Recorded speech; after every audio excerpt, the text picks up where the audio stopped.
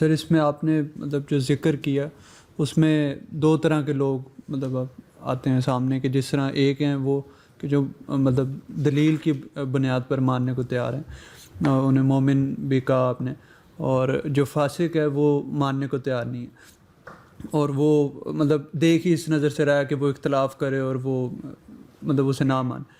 اور اس کے اندر اورینٹلسٹ جو ہیں وہ یہ اپروچ مطلب اس کے اندر پیش کرتے ہیں کہ اگر مثال کے طور پر اگر آپ جو ٹیکسٹ ہے وہی اگر کنٹروورشل ہے یا اگر ٹیکسٹ کے اندر مسئلہ ہے تو اس سے آگے مسائل پیدا ہو سکتے ہیں۔ مطلب اگر مثال کے طور پر فاسق ہے، اگر وہ گمراہ ہو رہا ہے یا اگر وہ کسی اور طرف جا رہا ہے تو اس کے اندر یہ اس کا قصور نہیں، یہ اس کے رویے کا قصور نہیں، مطلب آپ کا سٹریس زیادہ رویے پہ رہا کہ یہ ایک انسانی رویہ ہے۔ تو وہ یہ کہتے ہیں کہ یہ ٹیکسٹ کا مسئلہ ہے، کہ ٹیکسٹ چونکہ تھا کنٹروورشل یا پرابلمیٹک تھا، جس کی وجہ سے آپ کہہ لیں کہ وہ صاحب جو تھے، کچھ صاحب جو تھے وہ ان سے گمراہ ہو گئے، اور کچھ جو تھے اپنی اپنی تعبیریں، مطلب ایک جو انٹرپریٹیشنز بھی جو ہیں ہمارے یہاں کئی طرح کی ہمیں ملتی ہیں، وہ اسی کے نتیجے میں۔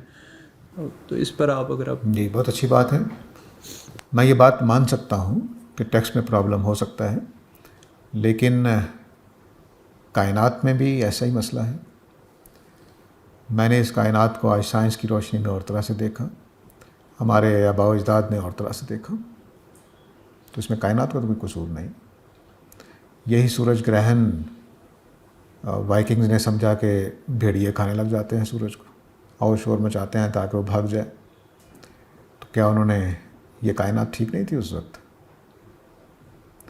اور آج جب ہم دیکھ رہے ہیں، عربوں نے دیکھی ہے، عربوں نے اس زمانے میں دونوں کے لیے الگ الگ نام رکھا ہوا تھا، کسوف اور خسوف۔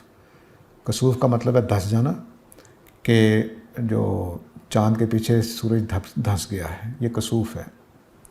پتہ نہیں کہاں سے انہوں نے تصور لیا تھا۔ اور خسوف کا مطلب ہے اوجل ہو جانا، سائے والا ہو جانا۔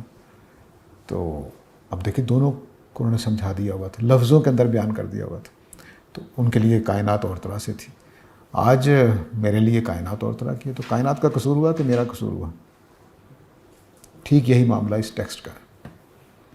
اس ٹیکسٹ میں ابو بکر صدیق جائیں گے تو ایمان نکال کر لے آئیں گے، ابو جہل جائے گا تو کفر نکال کر لے آئے گا۔ کتاب ایک ہی ہے، تو رویے کے اوپر مبنی ہے یا علم کے اوپر مبنی۔ میرا علم ناقص تھا پرانے زمانے میں، کائنات کو غلط سمجھا۔